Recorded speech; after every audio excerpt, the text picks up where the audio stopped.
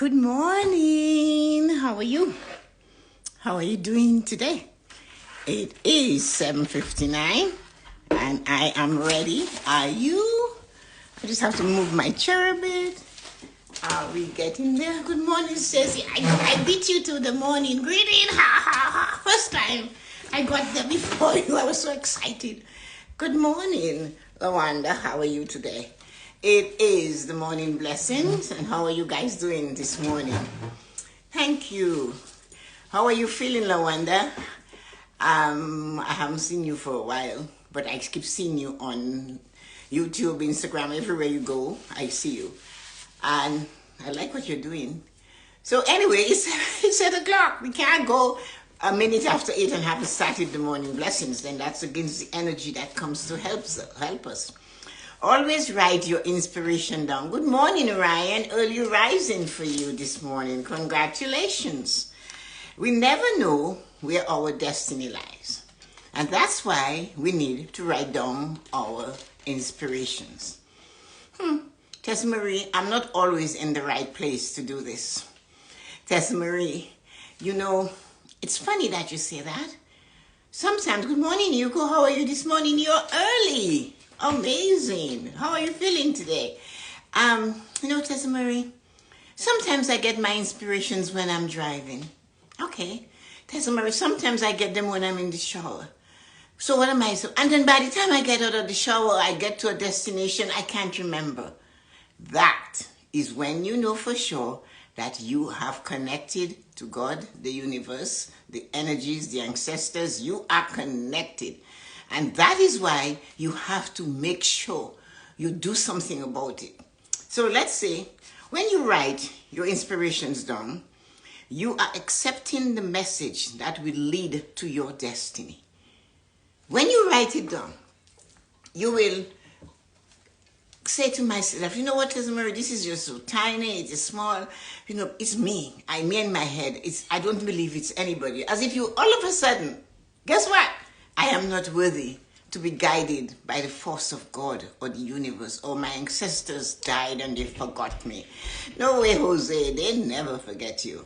That's why sometimes when you are wandering through your home and you think of your aunt that passed away before you were born, but you heard about her, or your mom, you know what you're supposed to do in that moment? Pause for a moment and say, hi, mom, hi, aunt, hi, so-and-so. That's all you need to do, acceptance. There is a reason why that energy has knocked out your mind. That is training your mind to get the inspiration. We forget that we are energy and we attract like. Everything is energy. Because you cannot see the moon and the grounds of the moon, they said there is all kinds of things there. That doesn't mean it really is just something in the skies and it's made of cheese. It's not. It just looks that way. But there is energy there. And that is why we have to understand we can attract the energy of others and they're attracted to us, especially when you're going on a journey to do better. When you're going to do better, not only for yourself, but you say, you know what? I know some things. Good morning, Loretta. How are you feeling today? That other people don't know. Oh, I have this wisdom. I have this thing. I know I have to feed it to the world. And when you have that and you believe that, and you do not follow it, that's when you're finding yourself in trouble and you're weakening yourself by saying, oh, that thought just came to me, it's me. But you're not that powerful all by yourself. We need a group. That's why we have 5 fingers and toes and eyes and 2 ears and a nose and all of that. We need everything to function properly. We need friends, we need family, alive or dead. We need them. We need angels, we need saints, we need God, we need the universe. We need the tree, my goodness gracious. The trees gives us oxygen so we can live, so we can breathe, so we can be alive. Without that, we are dead. We give out carbon monoxide with the tree needs, and the tree gives us what we need.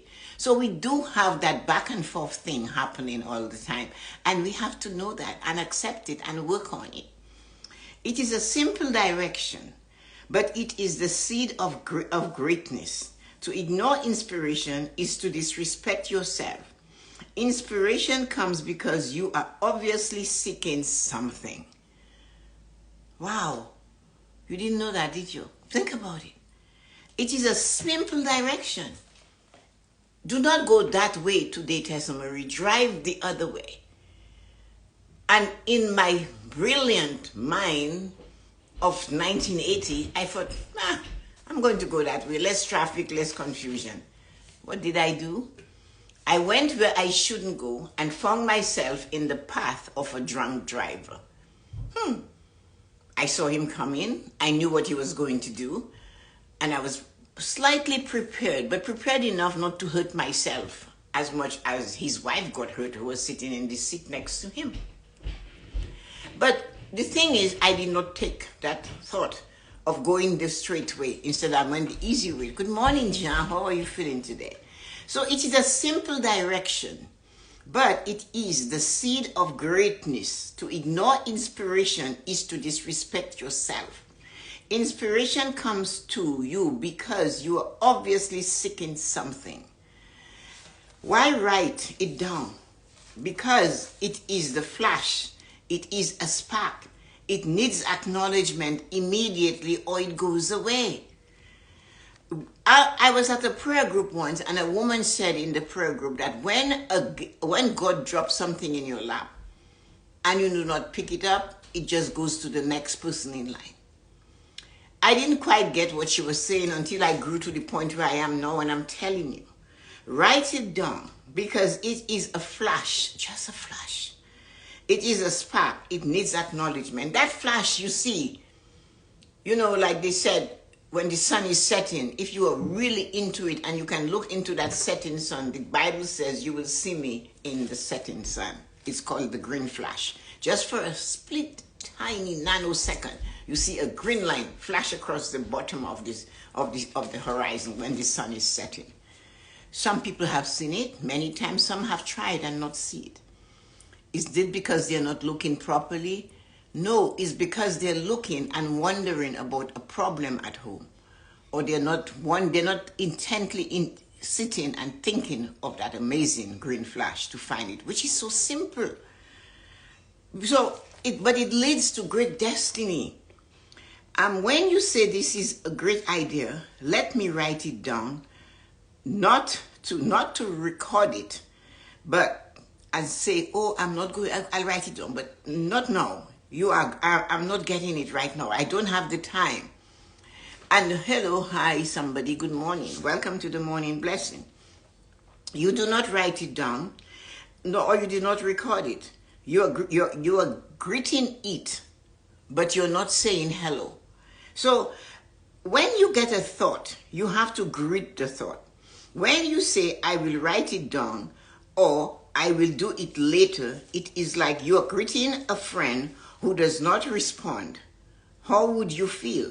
Would you keep addressing that person? So when you get an inspiration, a tiny thought, and it shows up, guess what?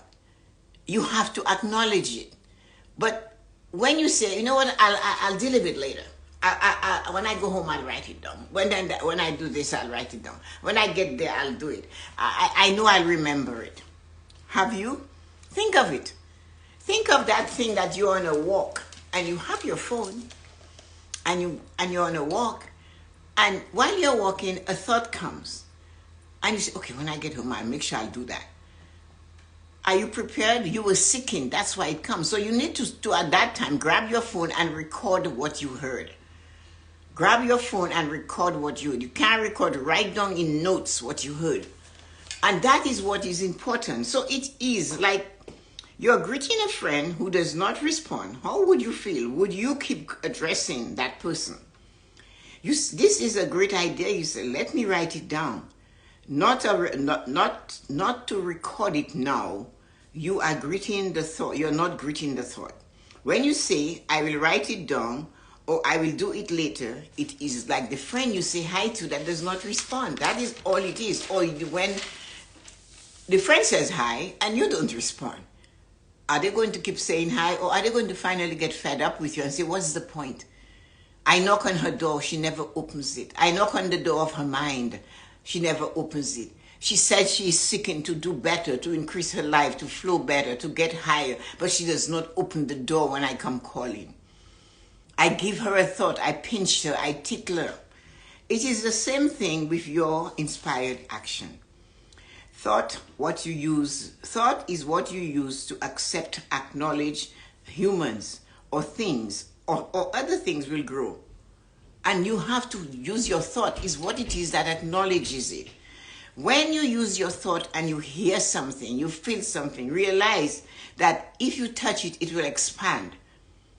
If you see it, it's like we talk about unraveling a sweater.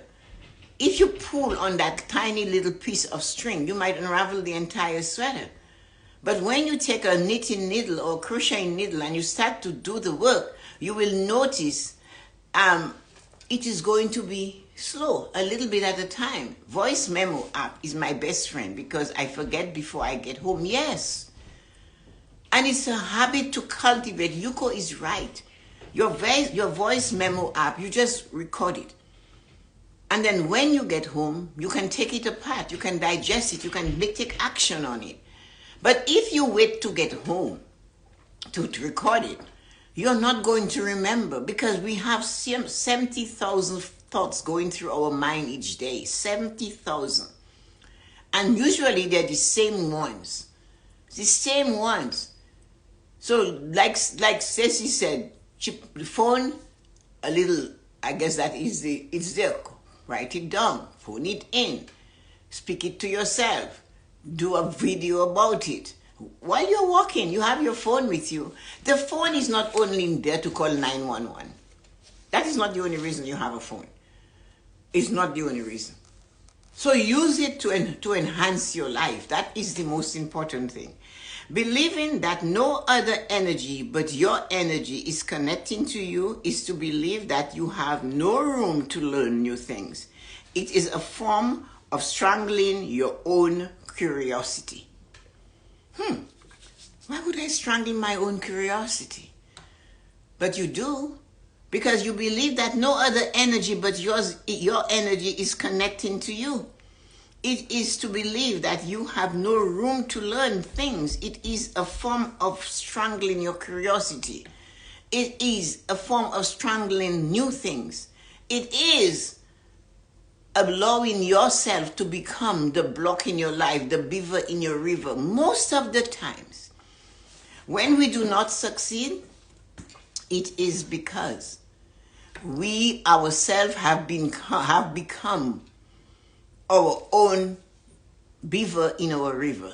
Hello, Christine. Good morning. My nails, sweetie pie. How are you feeling today? Believing that no other energy but your energy is connecting to you is to believe that you have no room to learn new things. It is a form of strangling your curiosity. It is a way of saying, I know everything. And we know for sure none of us in this universe know it all.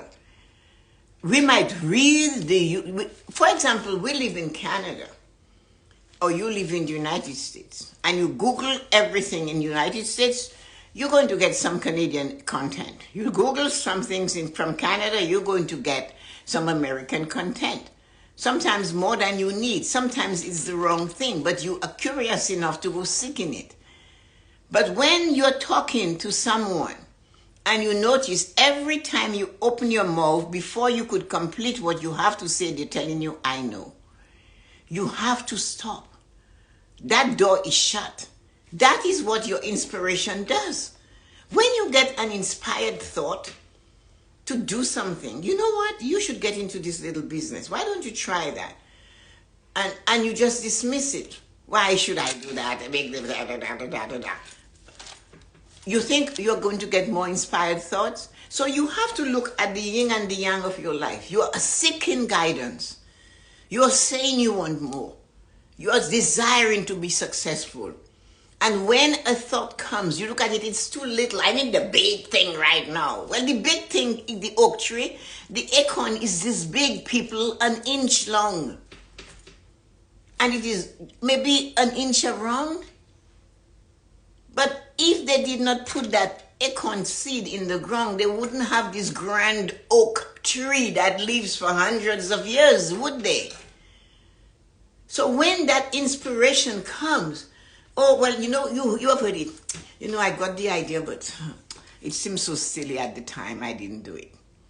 And then those I like the most is the men that sit down with their knees upon their knees, their hands in their lap, and their eyes looking into the past, and they're telling you of the dreams, goals, and desires they had, and they did not pick it up. You know, I knew how to do that. Something told me to do it. It was like 30 years ago. And I didn't do it, But my friend John, I told him about it, and today he's a multi-millionaire. He stole my idea. No, he didn't steal your idea. God, the universe, dropped the idea in your lap, and you refuse to take it. It cannot sit there. It has to go to the next in line. And you guys hear me tell you all the time, open your boxes. You have gifts and talents that you came into this world with. You have more that was given to you through your knowledge, through going to school, through family, through what you learned, observation, stillness, walking in the woods. Animals lead you to that too. And there you are. You got all these boxes. You die and you get to heaven, or you get where you think you're going. I don't understand it. I just think that you lose it. You have those boxes. You're not going to open them. You're not going to get them. So that waiting to go to Nirvana and you say, oh, you were so good, you were so kind, and then to those of us who are rambunctious, oh, you Tessa-Marie, you curse, you do this, you do that. No, that is not what happens there. What happens there is the celebration that you have arrived. You have gone through the world and you took inspiration and you took actions. You opened boxes that were in front of you, boxes that were small and those that were big. You weren't fearless. You were fearless, you weren't fearful. You had faith, you had no doubt. Because you opened these white boxes with bridal paper. These boxes are wrapped and a blue royal, that bright blue royal ribbon. And all you have to do is to pull and see what is inside of that box. But you were scared. I'm not going to do that. People will think I'm crazy. If I'm doing that, they'll say I'm ugly. I'm not cute. I am not handsome. I have a big belly. Because you're not taking inspired action. You have it, but you're afraid of what will people think. And then you get there, and there's a room full of these boxes, and you're looking at them, and St. Peter said to you, don't touch them. Don't go in that room. But you had to go. That is the only time your curiosity lacks, when you think it belongs to somebody else. So you go into the room, surprise, surprise, your names are on all these boxes. Your name, only your name. And the room is jam-packed. You go back, why are all of these, my name is on that? That is the gifts and talents and opportunities and chances you had and you didn't take. What? What? Yes. So guess now, you are dejected. I didn't do those things. What are in them? I can't tell you. They were yours to open. You should have known.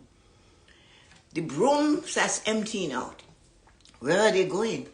Oh, they're going to that guy who lives next door to you. You know, the young man that just moved into the neighborhood that's around doing so many things, and you sat on your porch and you criticized him. He's opening his boxes. And that is how it goes. Because you were too afraid and you didn't follow them. You took the inspiration. It's just me thinking. It's not always you. There's energies that want to be with you. The opportunities that lie there waiting for you. There are things that you will get this inspiration to avoid an accident like I had with this drunk driver. There are things that you will face, that you will be able to walk away from something because you paid attention to the inspiration. There are times it is impossible, I know that, to stop and write the inspiration down or to even record it at the moment. Yes, but keep repeating it out loud like you are learning something.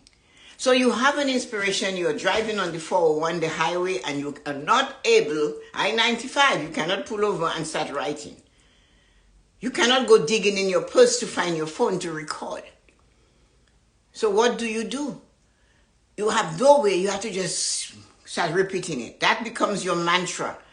You repeat it and you repeat it until you get where you have to go. And you keep repeating that mantra, yes, I can do that. Yes, it is okay. And you repeat it until it becomes part of you. It's like your affirmations. Have you noticed that sometimes you're walking somewhere and all of a sudden you're repeating an affirmation?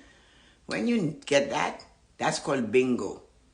That's called bingo. You just won the lottery. Your affirmations is becoming part of your conscious and subconscious mind at the same time. So that thing, that inspiration while you're driving, oh, I have to, when I get home, I should maybe, I have to do this, I have to call the dentist or something like that. Whatever. Oh, I should read this book. Oh, I should buy that book. Oh, I should look at this thing. Do that. Because this is what an inspiration is all about. Is to follow it and see where it leads you. So, I agree, there are times it's impossible. This is where the successful people has an edge. People who are successful have an edge. Does anybody know, any one of you here know? There's only 4 or 5 of you here, or 3 or 2 or 1, or nobody.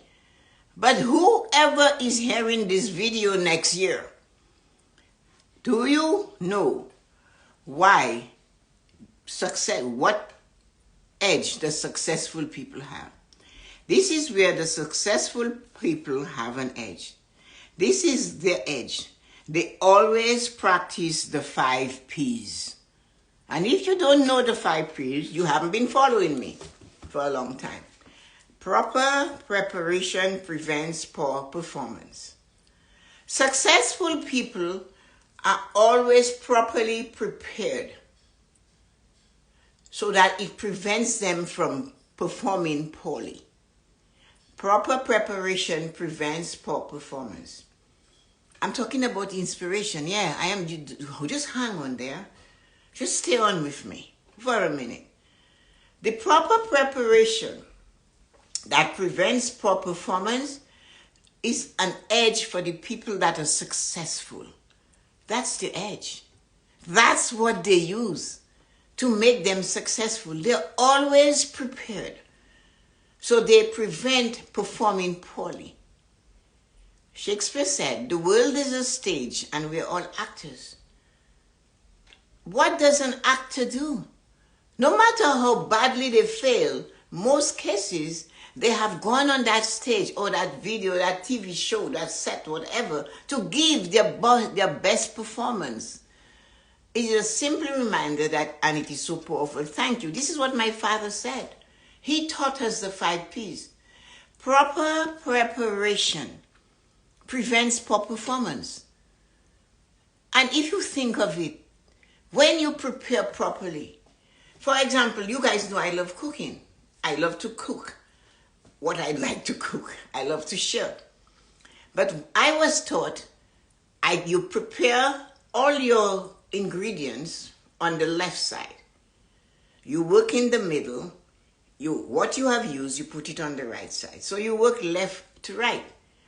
But if you have a recipe, you go into your pantry and your fridge and your freezer, and you take all the ingredients that is preparing properly, and you put it on the left side. For me, it's the left side. I have to have them all there.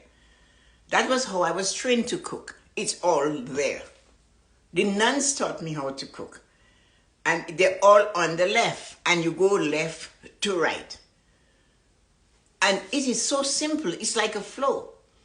If you're doing it, you're prepared. You are not wanting to stir the pot and, oh, I need butter. I have to leave the pot burning to go get butter in the fridge. It's not far, but it doesn't take long for butter to burn or the pot to burn, does it? That is the failure of those that are not successful or not prepared.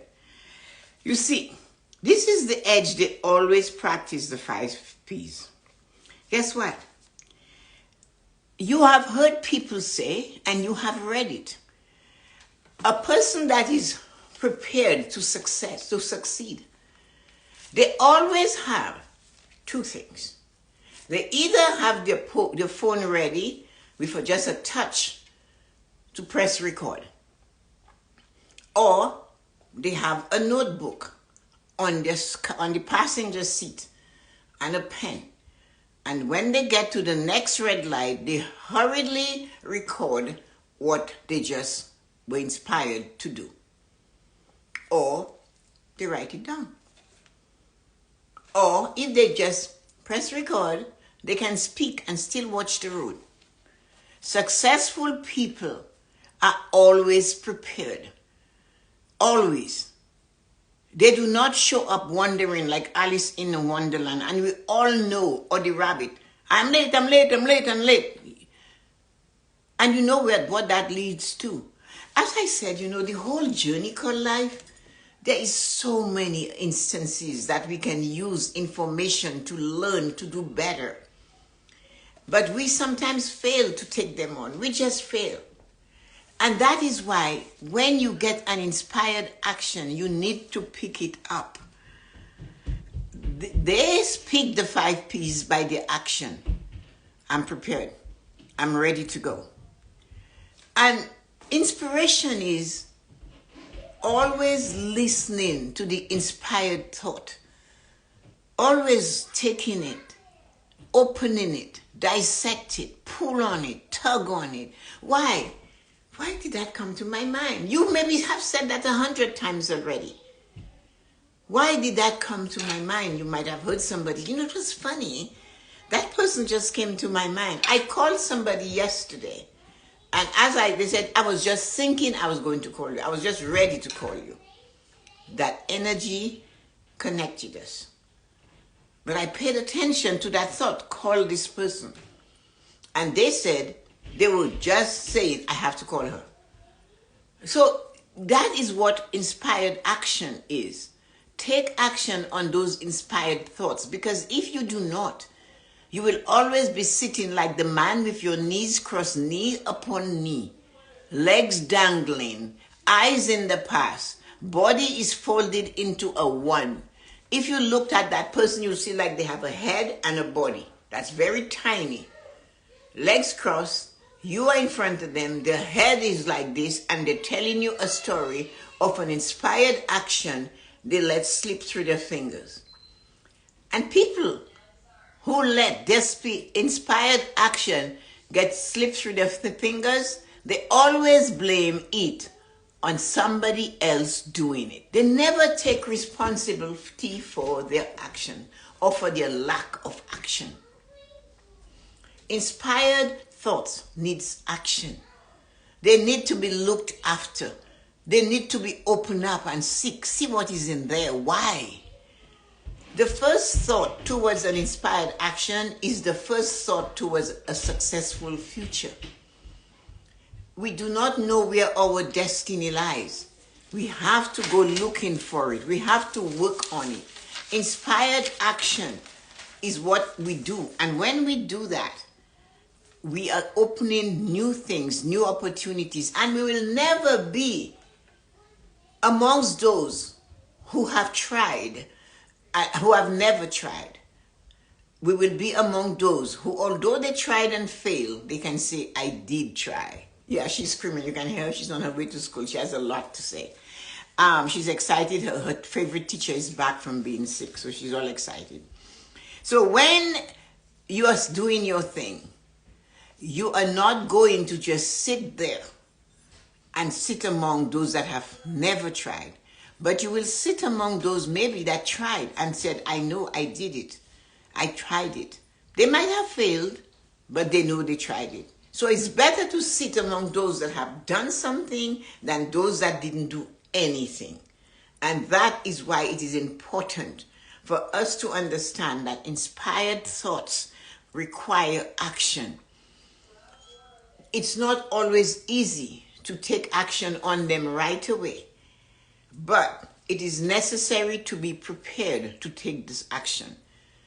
You notice your thoughts come to you when you're walking, then do it. The thoughts come in the shower. You can still have the phone where you can just bend and just touch it and record what you're hearing. You can.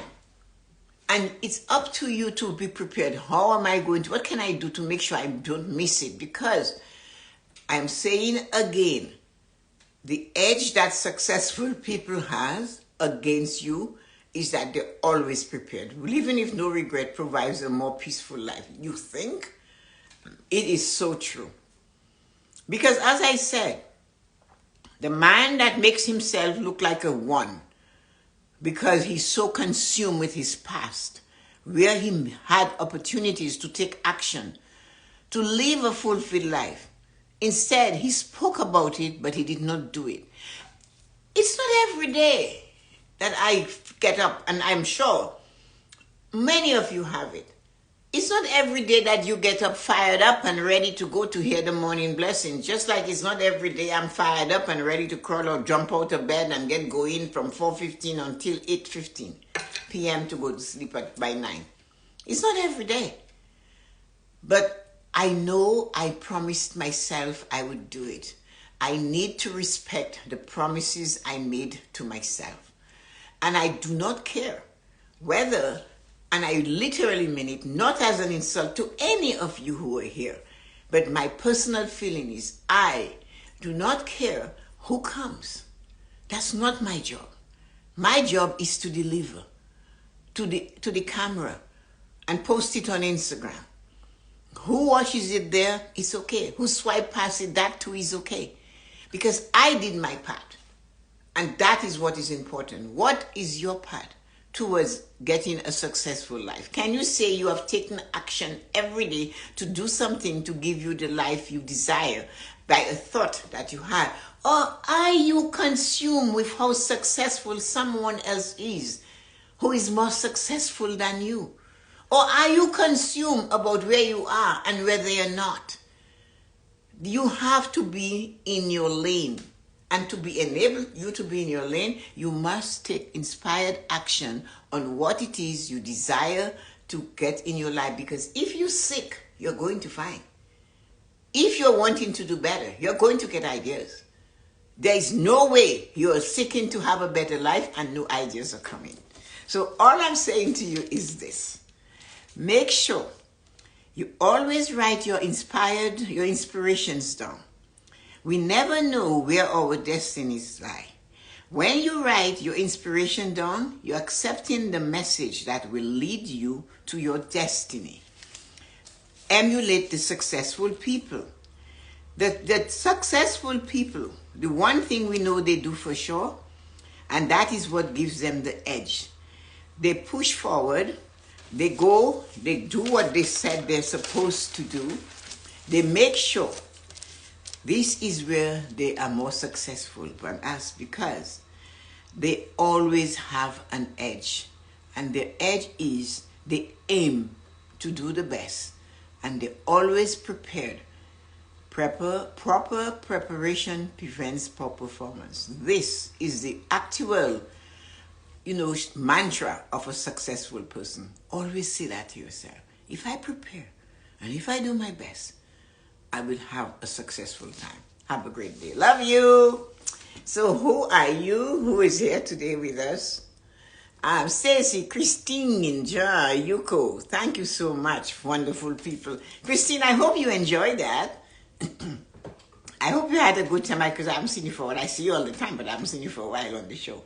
So thank you guys. It is a wonderful Tuesday.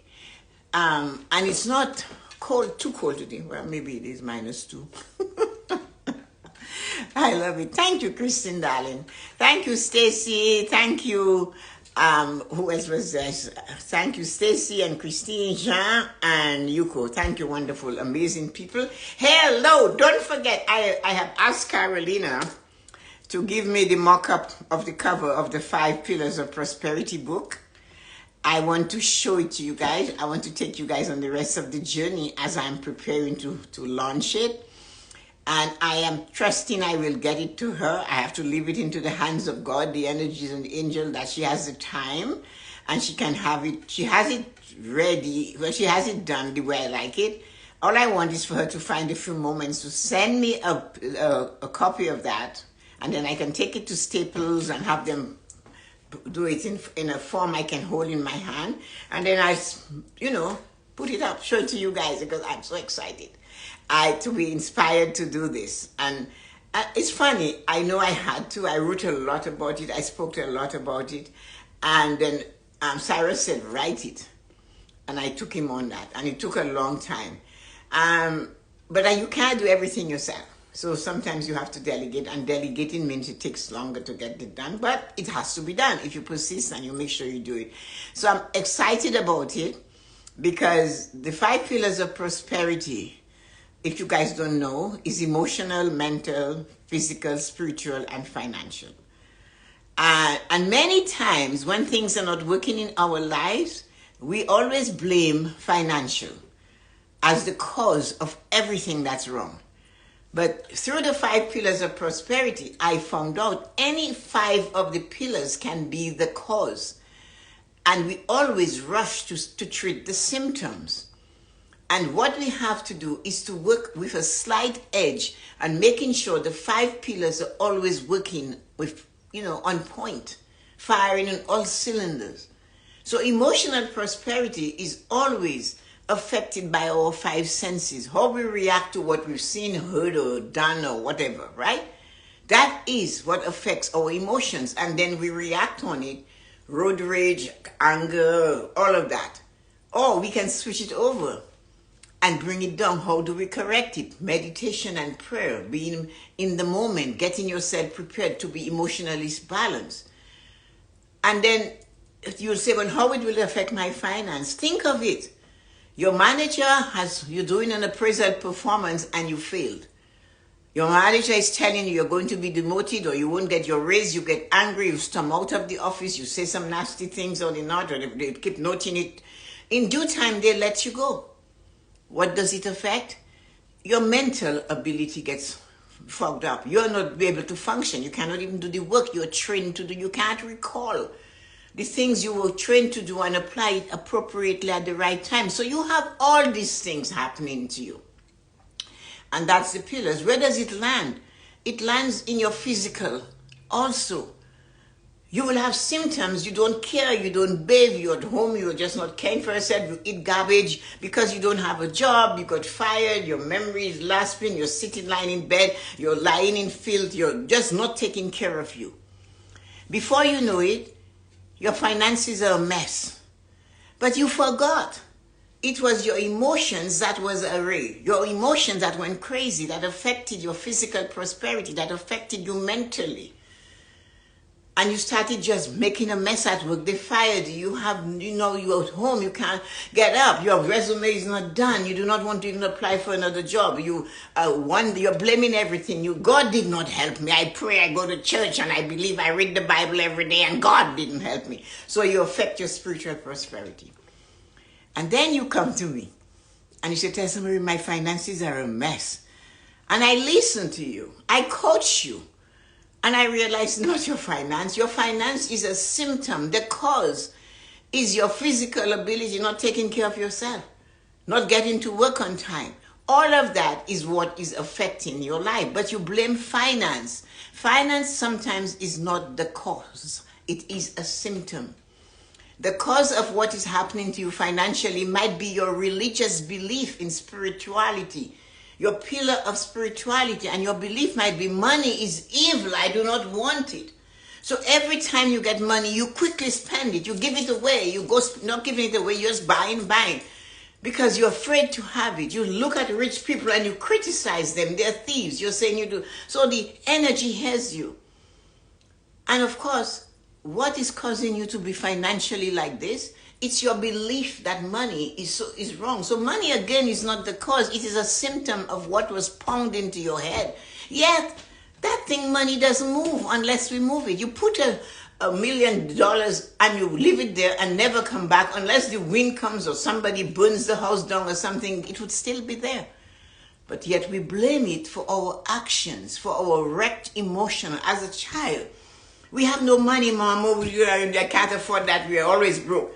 Well, what are you going to think? Oprah said something once. Her father told her, it doesn't matter what you do. Everybody in your family is fat. They are big, this or that. She heard that. She said he told her that.